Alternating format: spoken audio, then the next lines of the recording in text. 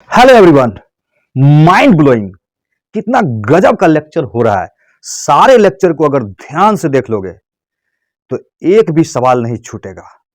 सपने सच हो जाएंगे। वो जो आईटी और मेडिकल का जो सपना देखे हो ना, सबके पूरे नहीं होते। यू आर वेरी लकी कि तेरा सपना पूरा होने वाला है। तो आज हम लोग वर्क एनर्जी पावर का लेक्चर नंबर 6 करेंगे। बहुत ही ध्यान से देखोगे क्योंकि आज पढ़ाने वाले हैं वर्क एनर्जी थ्योरम, जिसे मैं फिजिक्स का ब्रह्मास्त्र कहता हूं। एक ऐसा अस्त्र है जो सवाल पे चल जाए तो सवाल को तुरंत बना देगा, वर्क एनर्जी से रिलेटेड। इसीलिए इसको फिजिक्स का ब्रह्मास्त्र कहते हैं हम लोग। तो क्या करनी है? तैयार हो जानी है एक योद्धा की तरह जो हार नहीं मानता है, जीत तो सुनिश्चित करके ही रहेगा। तो सबसे पहले तुम सबका वार्म वेलकम है, वार्म वेलकम अपना प्यारा सा चैनल ग्रेविटी फिजिक्स पे। यस, जैसा कि तुम सबको पता है, प्ले स्टोर पर ग्रेविटी फिजिक्स करके ऐप है। तुम उस ऐप में जाके सब्सक्रिप्शन ले सकते हो फिजिक्स का, और अपने पढ़ाई के लेवल को और शानदार कर सकते हो। क्या लिखा है देख रहे हो? क्या लिखा हुआ है? थोड़ा सा यहां से अपने आप को मेकअप कर लो तो ये सपना पूरा कर दूंगा मैं तुम्हारा। यस, तो स्टार्ट करते हैं आज का लेक्चर, वर्क एनर्जी थ्योरम। जैसा कि शुरुआत में ही बताए कि बहुत बहुत इंपॉर्टेंट टॉपिक है। मैंने बताया ब्रह्मास्त्र ऑफ फिजिक्स। तो क्या करनी है? कॉपी पेन लेके बैठना है। यस, अब इसको ठीक से समझेंगे कि ये क्या है वर्क एनर्जी थ्योरम, यही ना। देखो, यहां W का मतलब है work done by all the forces. अब सवाल उठता है कि ऑल द फोर्सेस का मतलब क्या है ना सवाल। तो ऑल द फोर्सेस का मतलब होता है work done by conservative force, work done bye non conservative force, work done by external force. ये हुआ ऑल द फोर्स, यानी बॉडी पर जितने तरह का फोर्स लग रहा है सबके कारण वर्क डन, ये है W। और ये क्या है? ये है, समझ ही गए हो क्या है? Change in kinetic energy. Change in kinetic energy. ये का मतलब work done by conservative force. Work done by conservative force का मतलब work done by gravity, work done bye spring, work done bye elastic force, work done by electric force. ये होता है इसका मतलब। जैसा कि हमको पता है कि work done by conservative force मतलब minus delta U, minus delta U, और माइनस डेल्टा यू मतलब U I minus U F. Clear है बात? ये है सारा का सारा कंजर्वेटिव फोर्स। ये एनसी क्या है? Work done bye non conservative force. Work done bye non conservative force मतलब भी समझ लो, जैसे work done by friction, work done by air resistance, air resistance, या कोई भी हो सकता है एनी अदर।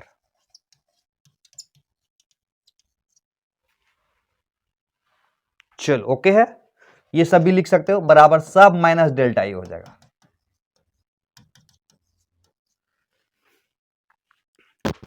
यहां पर देखो लिखा हुआ work done by all the forces, work done by all the forces on a particle is equal to change in kinetic energy of the particle. This theorem is known as work energy theorem.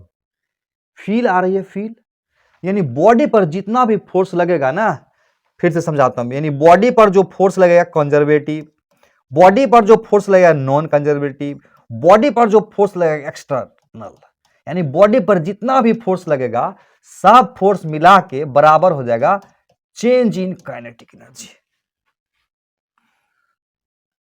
अब इसका एक नया रूप दिखाता हूं। क्या है नया रूप?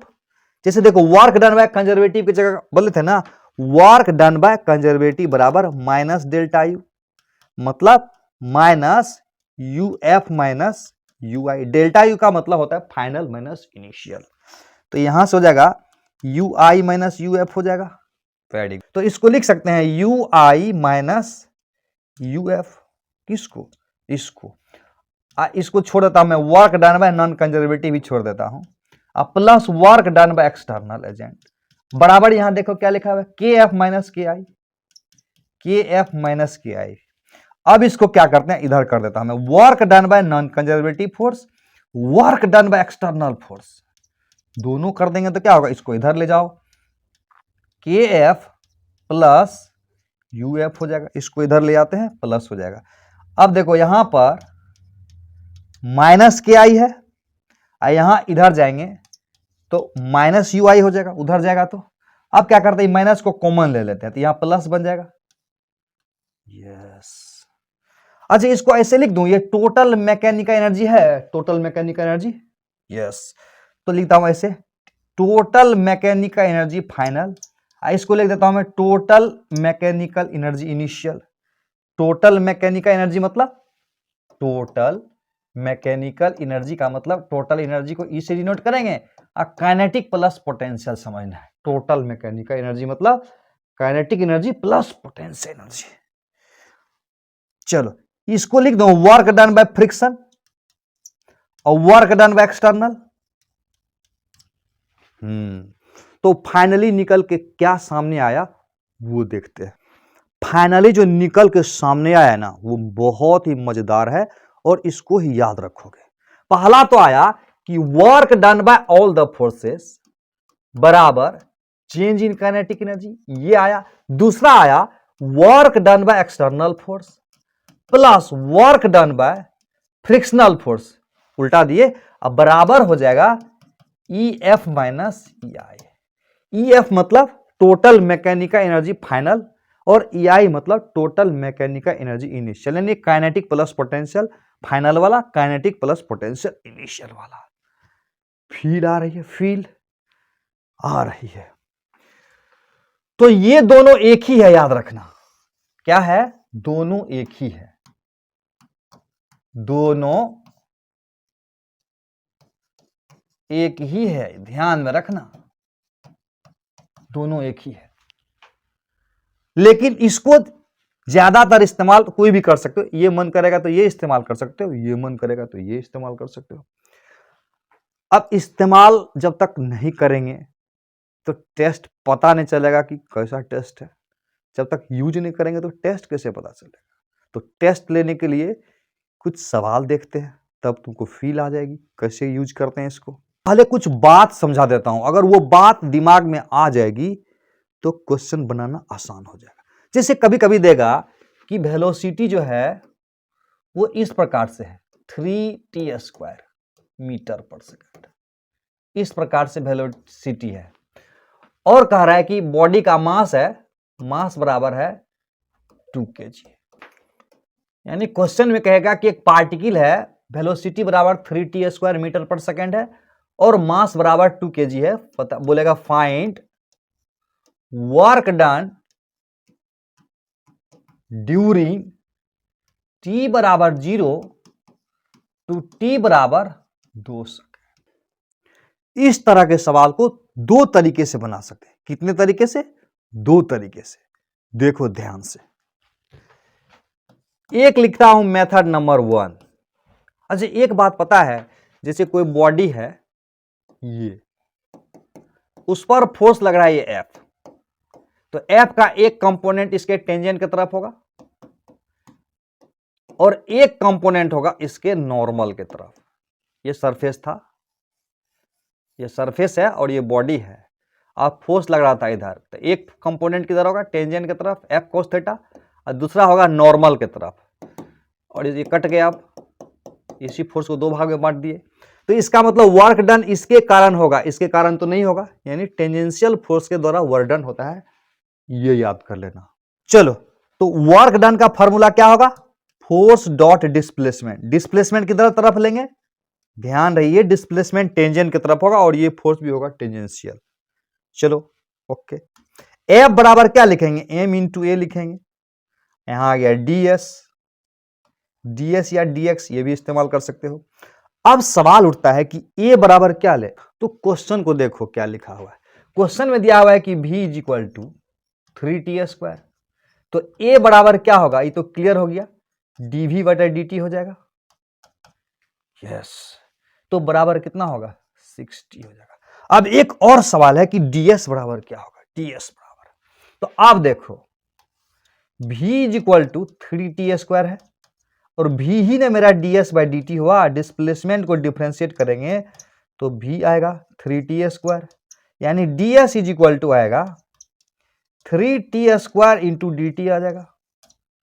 ये वाला वैल्यू यहां रखना पड़ेगा हमको ना।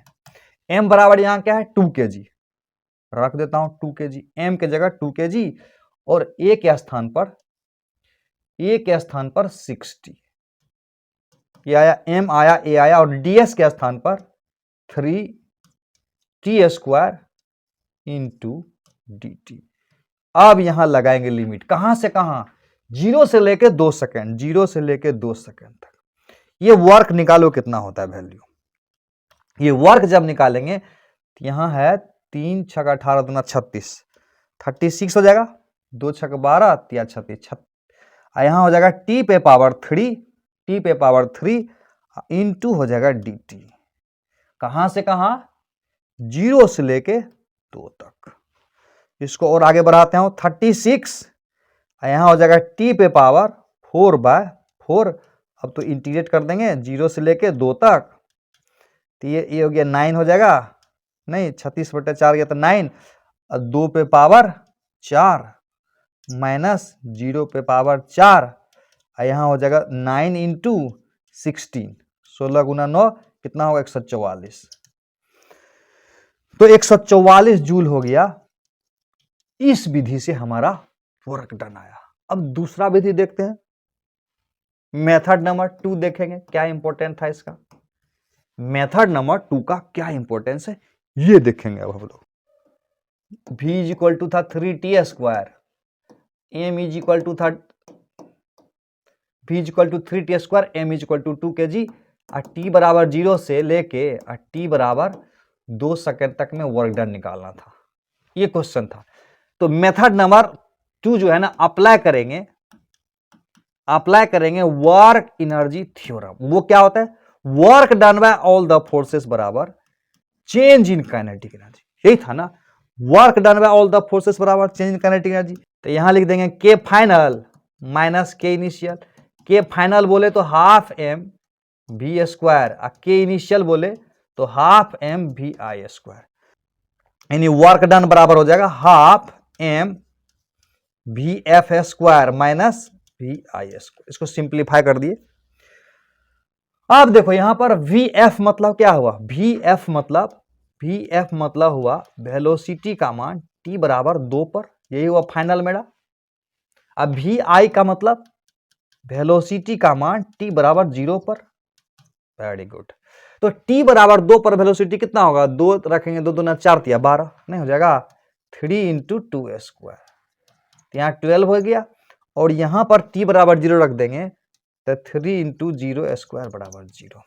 तो निकल गया ना, हाफ m की जगह 2, और यहां कितना हो जाएगा, यहां हो जाएगा 12 का स्क्वायर माइनस हो जाएगा 0 का स्क्वायर, ये 2 कैंसिल हो जाएगा, 144 जूल आया।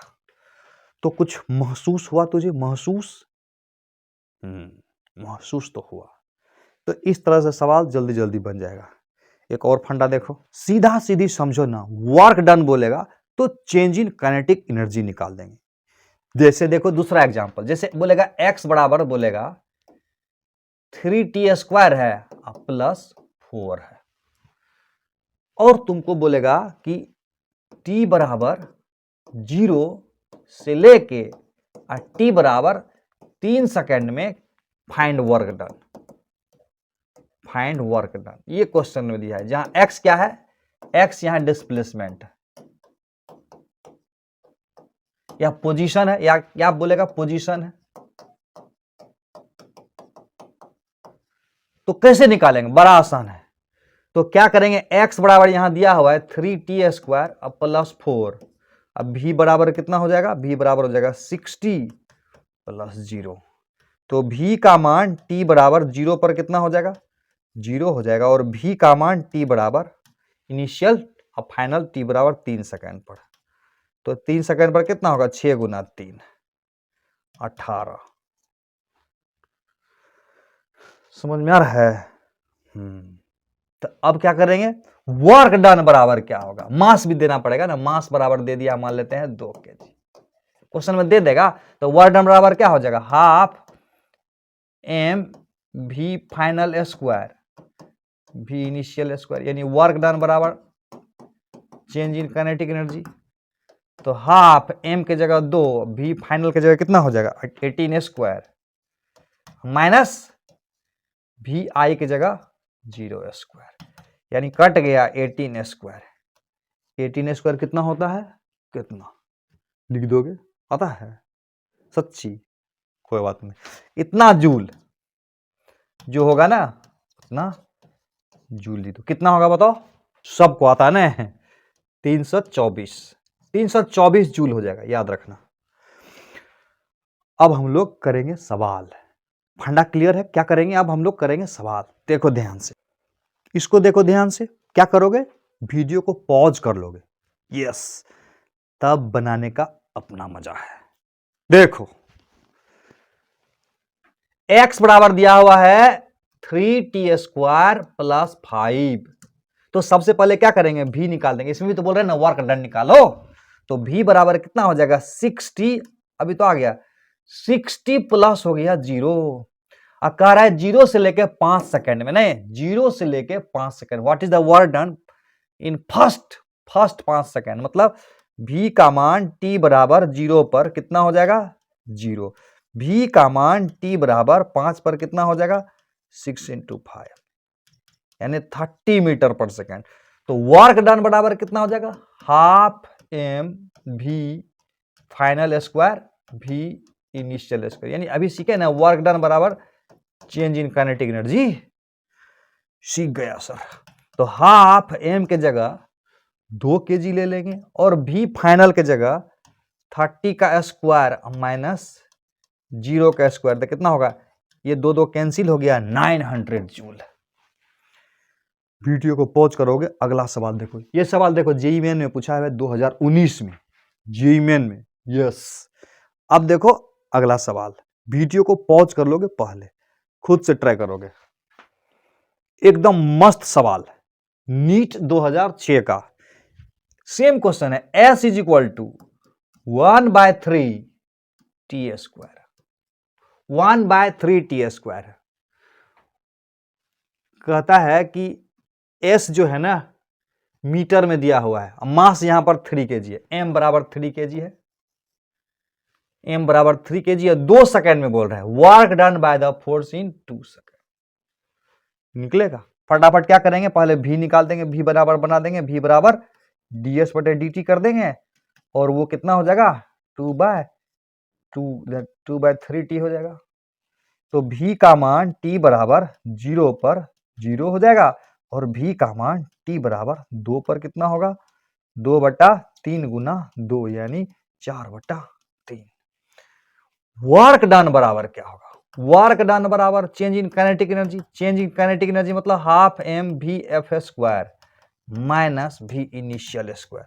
हाफ m के जगह 3 kg, v f के जगह क्या रख दूं, v f के जगह रख दूं 4/3 का स्क्वायर माइनस 0, यहां हो जाएगा 3/2 इंटू हो जाएगा 16/9, 8/3 आ जाएगा, यस 8/3 बना था। वीडियो पॉज किया था, कर दिए थे सर। तो अगला सवाल देखो ना, अब हम लोग समझेंगे कि ये कम क्या होता है। कम फुल फॉर्म बताता हूं मैं।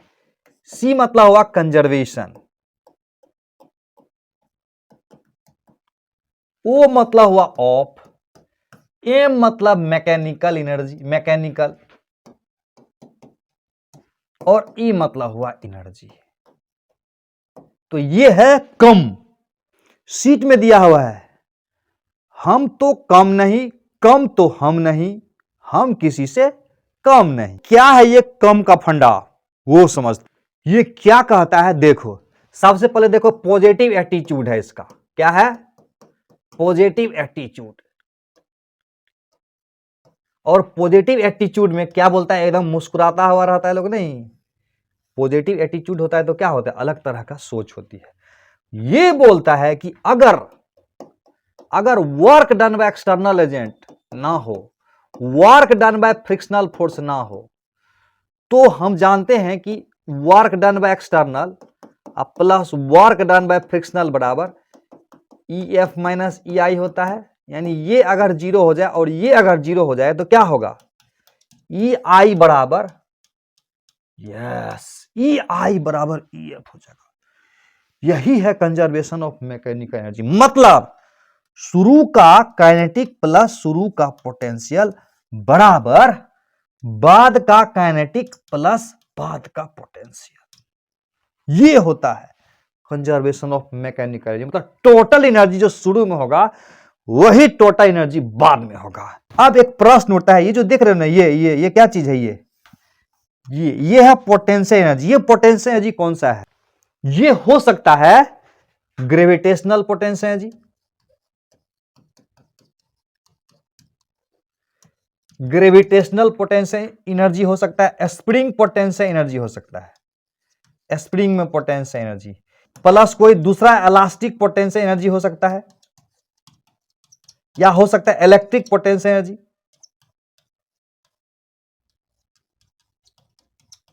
मतलब जितना तरह का पोटेंशियल एनर्जी होगा ना, सबको रखना है, ये बात ध्यान रखना। कभी कभी क्या होता है ना, mgh भी होता है और हाफ के एक्स स्क्वायर भी होता है। mgh मतलब ग्रेविटेशनल पोटेंशियल एनर्जी और हाफ के एक्स स्क्वायर मतलब स्प्रिंग का पोटेंशियल एनर्जी। ये कभी कभी दोनों हो जाता है, इसीलिए तुमको सब याद रखना है। ये पोटेंशियल एनर्जी क्या क्या हो सकता है सबको ध्यान में रखना है। कम को थोड़ा सा और समझ लेते हैं। कम को लिखा हुआ था ना, work done by external agent plus work done by frictional force अब बराबर हो जाएगा EF minus EI।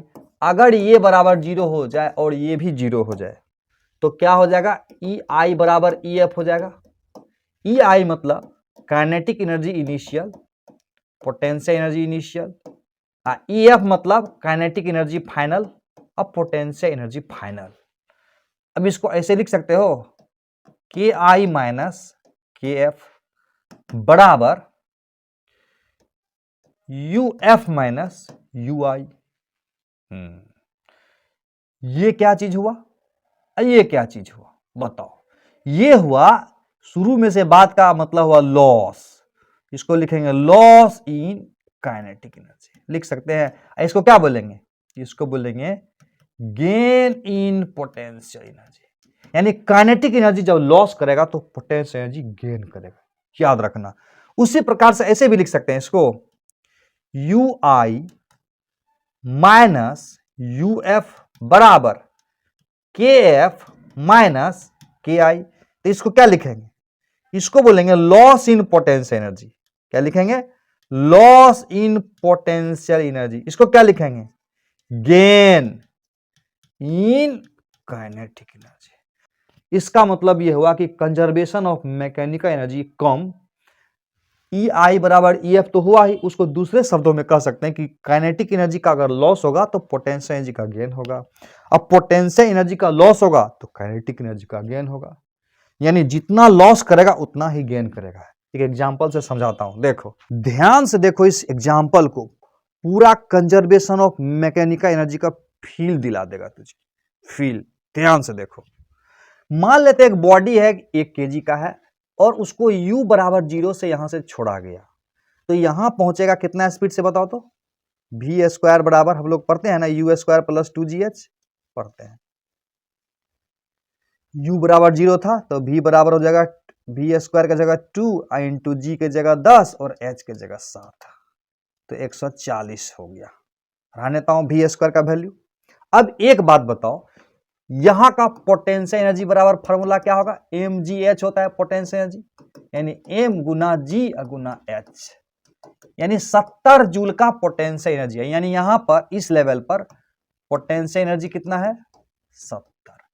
Kinetic energy अभी कितना है? स्पीड 0 है ना, तो काइनेटिक एनर्जी कितना है? 0। बोलो टोटल एनर्जी क्या है? टोटल एनर्जी है 70 प्लस 0, काइनेटिक प्लस पोटेंशियल मिला के टोटल होता है तो कितना हो जाएगा 70 प्लस 0 यानी 70 जूल है टोटल एनर्जी। चलो अब देखो मान लेते हैं यहां से यहां गिरा, यहां से यहां अगर आएगा, अब मान लेते हैं यहां का पोटेंशियल एनर्जी बराबर 40 जूल है, तो कितना का पोटेंशियल एनर्जी लॉस किया, 70 में से 40 को घटाएंगे तो 30 का लॉस किया, तो इसका मतलब काइनेटिक एनर्जी जो गेन होगा ना वो 30 जूल का होगा। तो टोटल एनर्जी बराबर बताओ क्या होगा, टोटल एनर्जी बराबर काइनेटिक प्लस पोटेंशियल, अभी भी 70 जूल है। फिर देखो मान लेते हैं बॉडी गिरते गिरते यहां आ गया, ध्यान से समझना, तो यहां पोटेंशियल एनर्जी मान लेते हैं 10 जूल हो गया, तो काइनेटिक एनर्जी कितना होगा, इसका मतलब लॉस कितना किया, लॉस किया 60 जूल, तो ये गेन कर जाएगा 60 जूल, तो टोटल एनर्जी कितना हो गया 60 10 70 हो जाएगा। ठीक से समझोगे। अब जब देखो यहां आ गया तो यहां का पोटेंशियल एनर्जी कितना होगा 0, पोटेंशियल एनर्जी हो जाएगा 0, तो काइनेटिक एनर्जी कितना हो जाएगा, काइनेटिक एनर्जी हो जाएगा हाफ एम वी स्क्वायर ना, हाफ एम वी स्क्वायर कितना 140, तो कितना हो गया 70। यहां का काइनेटिक एनर्जी हो गया 70, तो टोटल एनर्जी बराबर कितना होगा 70 प्लस 0 70।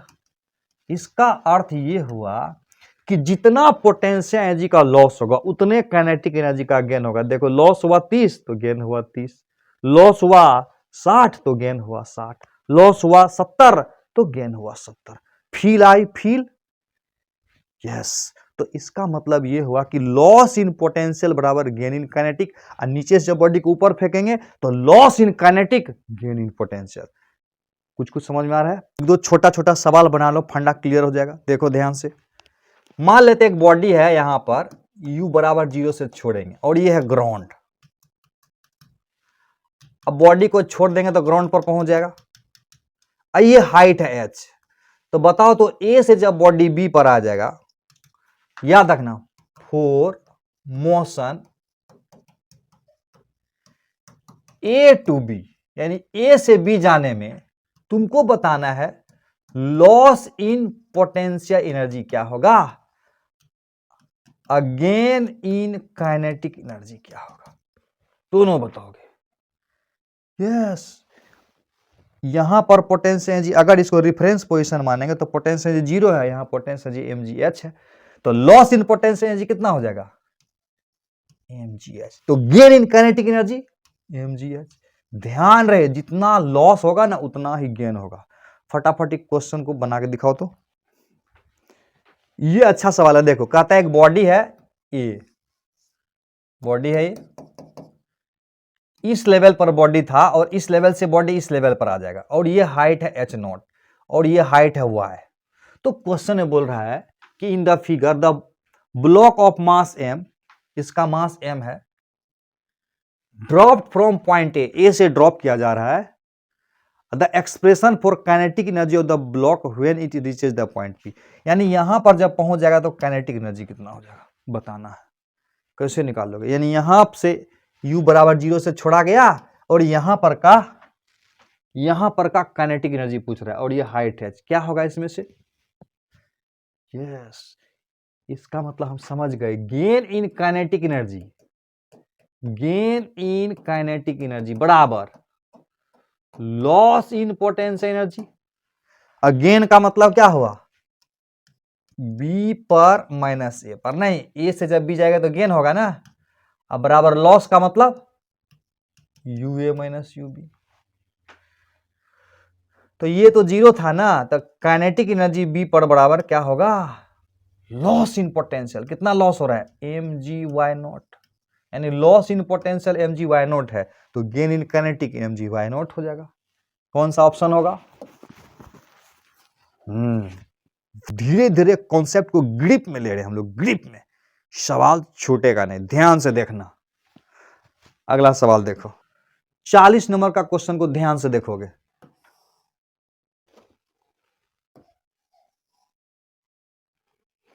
यहां एक बॉडी है जिसको u बराबर 0 से छोड़ा गया, और ये वाला हाइट है h1, और ये वाला जो सरफेस है ना स्मूथ है, यहां से बॉडी आ जाएगा यहां पर, तो कहता है यहां जब आएगा तो वहां का स्पीड बताओ कितना होगा। ये हाइट हमने मान लिया h2 और इसको ग्राउंड मान लेते हैं। तो एक तरीका देखो, पहला फिल करने का तरीका, पहला देखो यहां पर वर्क डन बाय एक्सटर्नल, ये कौन सा थ्योरम है, वर्क एनर्जी थ्योरम। क्या बोलते हैं, work done by external, work done by frictional बराबर final energy minus initial energy. यहां पर देखो कोई एक्सटर्नल वाला है नहीं है, कोई फ्रिक्शन है ही नहीं, स्मूथ सरफेस है, तो ये बराबर हो जाएगा EF माइनस EI, ये 0 0, तो इसका मतलब हुआ कि EI बराबर EF हो जाएगा। और शुरू का एनर्जी कितना होगा, इसका मतलब शुरू का काइनेटिक अब प्लस शुरू का पोटेंशियल लेंगे, अब बाद का काइनेटिक अब प्लस बाद का पोटेंशियल लेंगे। तो ये है शुरू, ये है बाद, ये है इनिशियल, ये है फाइनल। क्लियर है। तो अब देखो शुरू में काइनेटिक एनर्जी कितना है, हाफ m, इसको लिख रहा हूं मैं, शुरू में काइनेटिक एनर्जी कितना है, half m v square, v square बराबर 0 है। शुरू का पोटेंशियल एनर्जी कितना है, mgh1 है। पहला क्लियर हो गया। बाद वाला काइनेटिक एनर्जी कितना है, हाफ m v स्क्वायर है। बाद का पोटेंशियल एनर्जी mgh2 है। एक बात ध्यान रखना, पोटेंशियल एनर्जी को लिखने से पहले रिफरेंस पोजीशन को चुनना है। तो यहां हमने रिफरेंस पोजीशन के क्या माना, रिफरेंस पोजीशन किसको माना, ग्राउंड को माना। जब हम पोटेंशियल एनर्जी को लिखेंगे तब हमको रिफरेंस लेवल को चुनना पड़ता है। तो इसमें रिफरेंस लेवल हमने ये चुन लिया। रिफरेंस लेवल कहां पर लेंगे, रिफरेंस लेवल मेरी मर्जी कहीं पर भी ले सकते हैं, जहां मन करे वहां। इसको भी रेफरेंस लेवल ले सकता था, इसको भी रेफरेंस लेवल ले सकता था, इसको भी ले सकते थे, इसको भी ले सकते थे। तो रेफरेंस लेवल कहीं भी ले सकते हैं, अपने सहूलियत के हिसाब से लेना है। जैसे इसको ले लेंगे रेफरेंस लेवल, तो इसका पोटेंशियल एनर्जी mgh1, इसका पोटेंशियल एनर्जी mgh2 हो गया। तो शुरू का काइनेटिक एनर्जी 0 है, बाद का kinetic energy half mv square है। शुरू का पोटेंशियल एनर्जी mgh1 है, बाद का पोटेंशियल एनर्जी mgh2 है। यस, तो यहां से क्या होगा, mgh1 माइनस mgh2 बराबर हो गया हाफ mv स्क्वायर। अच्छा, फाइनली वही आ गया, loss in potential gain in kinetic. Direct लिख सकते थे mgh1 माइनस h2 बराबर हाफ mv स्क्वायर। इससे भी तेज तरीका सिखाता हूं तो इसको तो याद कर लोगे, पहला बात।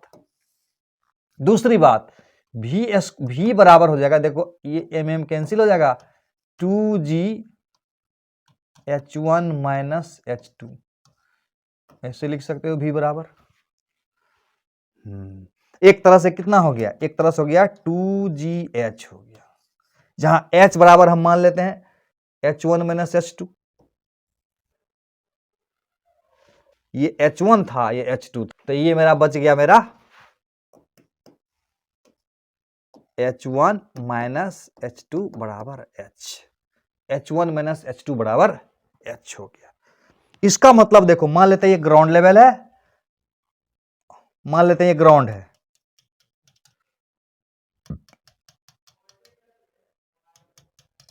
और यहां से एक बॉडी को छोड़ा गया u वेलोसिटी से, बोलेगा यहां का स्पीड कितना होगा v, और ये हाइट है h1 और ये हाइट है h2, दोनों हाइट में जो डिफरेंस है ना वो मान लेते हैं h है। तो h हाइट नीचे गिरेगा तो डायरेक्ट याद रखना v स्क्वायर बराबर u स्क्वायर प्लस 2gh। मजा आ जाएगा। क्या मजा आ जाएगा, देखो दुनिया के ज्यादातर लोग क्या करेगा, वर्क एनर्जी थ्योरम लगाएगा तब ये लाएगा, लेकिन हम लोग उससे एक कदम आगे हो गए। वर्क एनर्जी थ्योरम लगाने के बाद जो रिजल्ट आएगा ना उसको डायरेक्ट इस्तेमाल कर लें। यस, v स्क्वायर बराबर u square plus 2gh direct लगा देंगे, क्योंकि यहां से जब यहां आएगा तो क्या होगा, v square u square plus 2gh direct लगा देंगे। यानी वर्क एनर्जी थ्योरम लगाने के बाद जो रिजल्ट आएगा ना उसको हम लोग डायरेक्ट फिट करेंगे। यानी इन्हीं से शुरू से एकदम क्वेश्चन दिया ने कि वर्क एनर्जी पावर लगाना शुरू कर दिए। ऊपर से नीचे किसी भी रास्ते से h हाइट गिरेगा ना तो v square u square plus 2gh होगा। नेक्स्ट देखो, अभी हम लोग देख रहे हैं कि कैसे conservation of mechanical energy and work energy theorem को अप्लाई कर रहे हैं। ये देखो, ये वाला है रफ सरफेस है। कैसा सरफेस है? रफ सरफेस है। अच्छा एक बात बताओ, इसमें कंजर्वेशन ऑफ मैकेनिकल एनर्जी लगेगा क्या? यानी शुरू का एनर्जी बराबर बाद का एनर्जी होगा? बिल्कुल है। इसीलिए तो बोलते हैं इसको हमेशा यूज कर सकते हो। Work done by external plus work done by frictional बराबर final energy minus initial energy. अब ये देखो, यहां पर तो ये वाला नहीं है, नहीं, लेकिन फ्रिक्शन है। क्वेश्चन में पूछ सकता है कि वर्क डन बाय फ्रिक्शन क्या होगा, बताओ। क्वेश्चन में क्या पूछ सकता है? वर्क डन बाय फ्रिक्शन क्या होगा, बताओ। तुरंत आ जाएगा। वर्क डन बाय फ्रिक्शन बराबर आया final energy minus initial energy. Final energy मतलब क्या? फाइनल एनर्जी मतलब kinetic plus potential final. Initial energy का मतलब kinetic plus potential initial. Kinetic energy final क्या हो जाएगा? यही तो मान लेते हैं यहां का भी है, कुछ कुछ दे देगा। क्या हो जाएगा? Half M V square. Potential energy final क्या होगा? तो जब पोटेंशियल एनर्जी को लिखेंगे तो क्या करना पड़ेगा? सबसे पहले रिफरेंस लेवल चुनना पड़ेगा। तो इसको हम लोग मान लेते हैं ग्रेविटेशनल पोटेंशियल एनर्जी, जीरो वाला लेवल, यानी इसको रिफरेंस मान लेते हैं। तो बाद का पोटेंशियल एनर्जी कितना होगा? mgh2। बाद का हो गया। शुरू का काइनेटिक एनर्जी कितना है? काइनेटिक एनर्जी शुरू का 0 है। शुरू का पोटेंशियल एनर्जी कितना है? mgh1 है। तो इस तरह से फॉर्मूला लगा के क्वेश्चन को बनाएंगे। नेक्स्ट देखो, इसको ध्यान से देखो। बोल रहा है एक बॉडी को नीचे फेंके u वेलोसिटी से, दूसरे बॉडी को u वेलोसिटी इधर फेंके, एक बॉडी को u वेलोसिटी से इधर फेंके, यानी सबको सेम स्पीड से फेंके ग्राउंड पर। तो मान लेते हैं ये पहुंचा v1 स्पीड से, ये पहुंचा v2 स्पीड से, ये पहुंचा v3 स्पीड से, और ये पहुंचा v4 स्पीड से। तो बताओ किसका स्पीड सबसे ज्यादा होगा? प्रोजेक्टाइल मोशन में हम लोग देखे थे कि किसी भी एंगल से h ऊंचाई से फेंकेंगे तो ग्राउंड पर आने पर स्पीड कितना होता है? v स्क्वायर बराबर u स्क्वायर प्लस 2gh होता है। पता है कि नहीं? सबका स्पीड सेम होगा, सेम हाइट से फेंकेंगे बॉडी को तो डिफरेंट डिफरेंट एंगल पर, यानी एंगल से इंडिपेंडेंट होता था। ये बात याद है। यहां भी कर सकते हो। कैसे करोगे? देखो, यहां से बॉडी जब यहां आएगा तो सीधे सीधे लिखेंगे लॉ सी। यहां पर ये है एक्सटर्नल फोर्स है जो बॉडी को ला रहा है पकड़ के, वो तो नहीं है। फ्रिक्शनल फोर्स हम लोग को माने यहां पर है ही नहीं। तो क्या होगा? इनिशियल एनर्जी बराबर फाइनल हो जाएगा। जब इनिशियल एनर्जी बराबर फाइनल हो जाएगा तो लॉस इन पोटेंशियल एनर्जी बराबर गेन इन काइनेटिक एनर्जी हो जाएगा। किसी भी एंगल से फेंकेंगे तो लॉस इन पोटेंशियल एनर्जी कितना का होगा? mgh का लॉस है, तो गेन कितना का होगा? गेन मतलब क्या हुआ? Half M V square minus half M U square, ये ना गेन हुआ। बाद का स्पीड है, मान लेते हैं v है, सबका स्पीड v होगा, हम जानते हैं नहीं। तो बाद का स्पीड अगर v है तो काइनेटिक एनर्जी गेन का मतलब final kinetic energy minus initial kinetic energy, final minus initial बराबर लॉस इन पोटेंशियल, शुरू का पोटेंशियल mgh, बाद का पोटेंशियल 0। तो इसका अर्थ ये हो गया कि mm सबका काट दो, तो यहाँ 2 से गुना कर दो, तो 2gh mm काट दिया, सबको कॉमन लेके 2 से गुना कर दिया, सब में 2 से गुना कर दो ना। 2gh बराबर क्या हो जाएगा? v square minus you square हो गया। अब इसको इधर ले लो तो यू स्क्वायर प्लस 2gh बराबर v स्क्वायर, यानी v स्क्वायर बराबर यू स्क्वायर प्लस 2gh। इस तरह का बात हो जाता है। यानी सेम हाइट से किसी भी एंगल पर फेंकेंगे तो यानी ऊपर से नीचे अगर h ऊंचाई आएगा ना, तो अभी सिखाए थे ना v square you square plus 2gh ले लेना, सिखाए थे पहले। उसी प्रकार से नीचे से जब ऊपर फेंकेंगे तो h ऊंचाई जाएगा तो v स्क्वायर बराबर यू स्क्वायर माइनस 2gh होगा। अभी जो तुमको वार्म अप करा रहा हूं, सवाल बनाने के लिए तैयार कर रहा हूं तुमको। नेक्स्ट एक टिप्स और समझाता हूं मैं। मान लेते हैं एक बॉडी है, बॉडी है उसको u वेलोसिटी से फेंके इधर। तो क्वेश्चन में बोल रहा है कि जब यहां थीटा एंगल बनाएगा तो उस समय का कितना स्पीड होगा, ये सवाल। शुरू का लेवल मान लेते ये है और बाद का लेवल क्या है, ये है। ये हाइट मान लेते हैं h हुआ, इसका लंबाई मान लेते हैं l है, l। तो क्वेश्चन में पूछ रहा है कि ये स्पीड कितना होगा। एक बात तो क्लियर होगा कि यही वाला आने वाला है, वी स्क्वायर बराबर यू स्क्वायर माइनस 2gh ही आएगा। यस, यही आना है। इसीलिए तो बोल रहा हूं वर्क एनर्जी पावर थ्योरम से एक कदम आगे रहेंगे हम लोग, यानी कंजर्वेशन ऑफ मैकेनिकल एनर्जी या वर्क एनर्जी थ्योरम से आगे रहेंगे। क्यों? क्योंकि हम लोग को पता चल गया है, सर ने बताया है कि जब h ऊंचा जाए और कोई भी एक्सटर्नल फोर्स या फ्रिक्शनल फोर्स ना हो तो वी स्क्वायर बराबर यू स्क्वायर माइनस 2gh। कर देता हूं प्रूफ्ड। इसको मान लेते हैं रिफरेंस लेवल, ये लेवल हो गया। तो क्या करेंगे, यहां पर भी सबको पता चल चुका है कि ये एक्सटर्नल फोर्स नहीं है, फ्रिक्शनल फोर्स भी नहीं है। तो इसका मतलब शुरू का एनर्जी बराबर बाद का हो जाएगा। शुरू का एनर्जी कितना है, शुरू का kinetic energy half mu square. Kinetic कितना है, शुरू का पोटेंशियल एनर्जी कितना है, mgh, h बराबर 0 है। तो शुरू का काइनेटिक प्लस पोटेंशियल हो गया। बाद का काइनेटिक कितना है, हाफ mv स्क्वायर। बाद का पोटेंशियल कितना है, mgh है। इसको करते हैं, क्या करेंगे, half mu square, half mu स्क्वायर बराबर half mv square plus mgh आया है। सबको क्या करोगे, mm को कॉमन लेके कट कर दो, u स्क्वायर 2 से गुना कर दो, u स्क्वायर बराबर v स्क्वायर प्लस 2gh।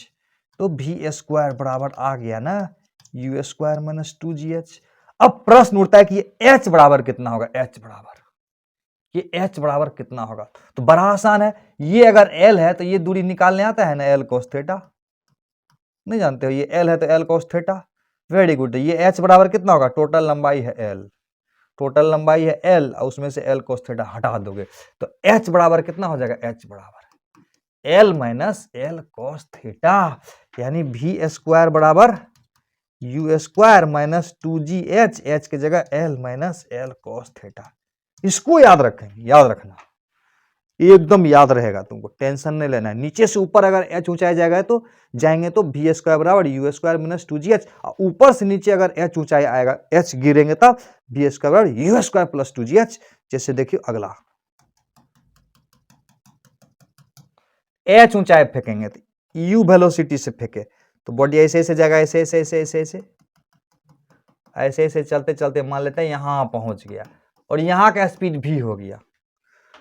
तो फिर बताता हूं, v स्क्वायर बराबर क्या होगा, u स्क्वायर माइनस 2gh हो जाएगा। नहीं, प्रूव कर दे। इसको मान लेते रिफरेंस लेवल, यानी अगर पोटेंशियल एनर्जी लिखना होगा तो पहले क्या करेंगे, रिफरेंस लेवल चुन लेंगे। तो अब देखो शुरू का एनर्जी बराबर बाद का हो जाएगा। कैसे जाना, कैसे जाना, शुरू का एनर्जी बराबर बाद का, ऐसे जाने ना। यहाँ वर्क डन बाय एक्सटर्नल 0 है, वर्क डन बाय फ्रिक्शनल 0 है। तो हम जानते हैं कि work done by external, work done by frictional बराबर final energy minus initial energy. ये भी 0, ये भी 0, तो EF बराबर EI। और ऐसे में तो हम लोग जानते हैं लॉस इन क्या हो जाएगा, loss in kinetic, loss in kinetic, gain in potential, इससे भी निकाल सकते हो। तो लॉस इन काइनेटिक मतलब KI minus KF, gain in potential मतलब UF माइनस UI। शुरू में काइनेटिक एनर्जी कितना है, हाफ mu स्क्वायर, बाद में कितना है, हाफ mv स्क्वायर। तो काइनेटिक एनर्जी लॉस हुआ, अब पोटेंशियल एनर्जी गेन कितना हुआ, बाद का पोटेंशियल एनर्जी mgh है, शुरू का पोटेंशियल एनर्जी 0 है। 2 से गुना, mm सब जगह कॉमन लेके खत्म कर दो, 2 से गुना कर दो, u square minus v square बराबर 2gh कर दिए, 2 से गुना कर दिए सब में, तो यहाँ हो जाएगा v स्क्वायर, इधर से आएगा u स्क्वायर माइनस 2gh, यही आया ना। तो समझ गए कि नीचे से ऊपर किसी भी रास्ते से ले जाओगे ना, इसे जो पहले दिखाए थे उसमें भी या इसमें भी, किसी भी रास्ते से ले जाओगे नीचे से ऊपर तो वी स्क्वायर बराबर यू स्क्वायर माइनस 2gh लगेगा। ऊपर से नीचे किसी भी रास्ते से लाओगे तो वी स्क्वायर बराबर यू स्क्वायर प्लस 2gh हो जाएगा। समझ में आ रहा है? अब हम लोग करेंगे सवाल, ढेर सारा। अब तक तो सवाल बनाने की तैयारी कर रहे थे, अब बनाएंगे ना सवाल। तो देखो नेक्स्ट क्वेश्चन।